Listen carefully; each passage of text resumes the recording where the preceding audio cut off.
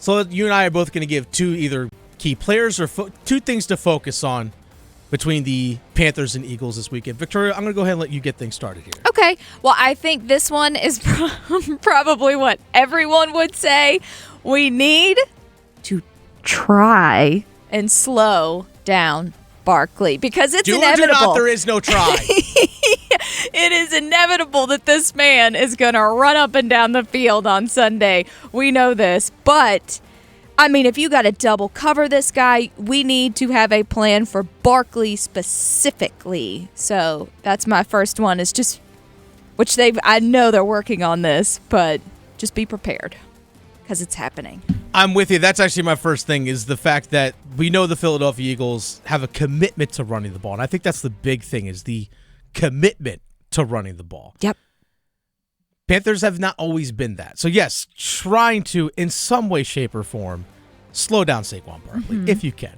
Now, rushing defensively this year, the Carolina Panthers have given up 4.8 yards per carry. That's 27th in the NFL.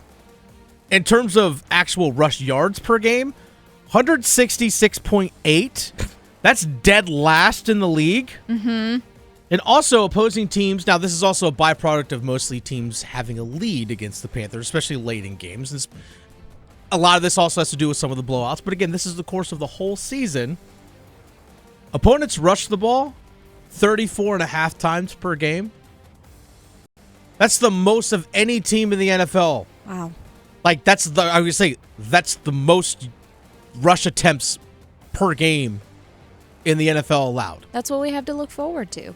Yeah, because teams throw the ball less than half the time than they run the ball against the Panthers. That's just a simple fact. That's just the numbers talking. Whereas if you look offensively for the Eagles, yards per rush, they're really good at it. They're first in the NFL at 4.8. There's that. Yeah, there's that. And also they run the ball pretty much as more than anyone in the NFL.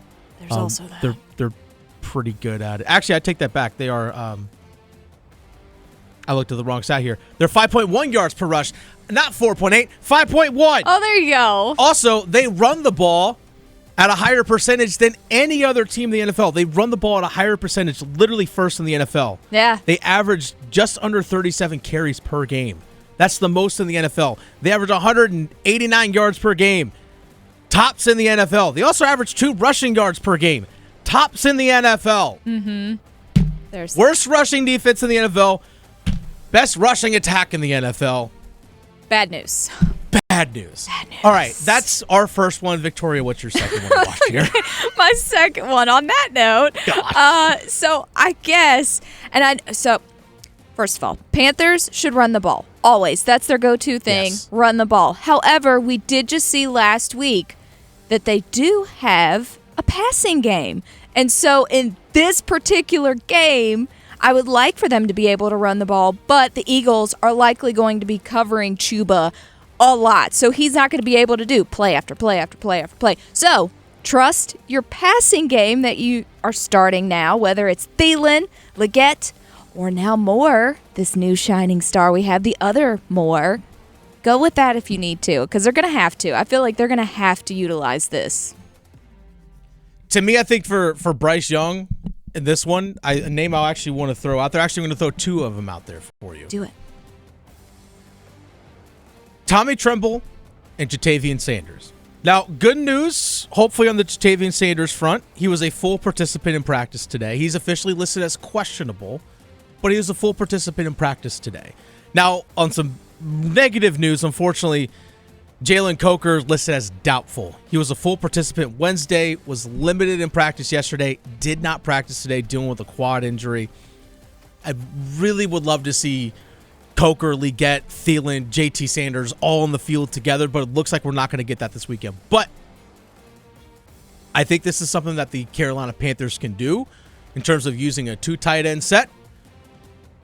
We saw Tommy Tremble have a pretty good week last week in place of Jadeveon Sanders. We know what Jadeveon Sanders is capable of doing. We have seen the flashes of that in games this season. I think if you want to have the ability and versatility out there on the field to keep Philadelphia on their toes defensively, running a 2 tight end set is probably going to be your best thing because you can run with it, but also Jadeveon Sanders, we've seen him as a pass catcher as well. So to me, it's the two tight ends, Tommy Tremble and Jadeveon Sanders. I want to see those two guys on the field a lot together. Those are the two players that I want to see. Yeah. But also, you might be forced in a situation where you're going to have to throw the ball a bunch. Oh, yeah. I just hope, is it weird to say I just hope this one doesn't get ugly? No, it's not weird. Is that weird thing to say? No. I hope this one just doesn't get ugly. It's warranted, unfortunately. This feels like the last 4 games for the Panthers. Mm-hmm. Like, they've been good. Like, they've been competitive every single one of these games. I hope this isn't the crash back down to earth. I know. Why does my gut tell me that it might be?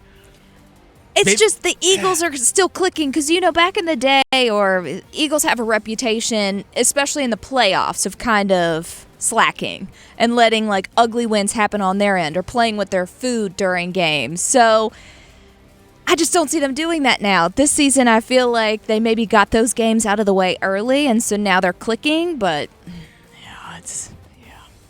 Barkley. Honestly, for me, it's hashtag Barkley. That's why I feel like this is going to be ugly, because if they didn't have Barkley, I would say they might actually win this game. That they might.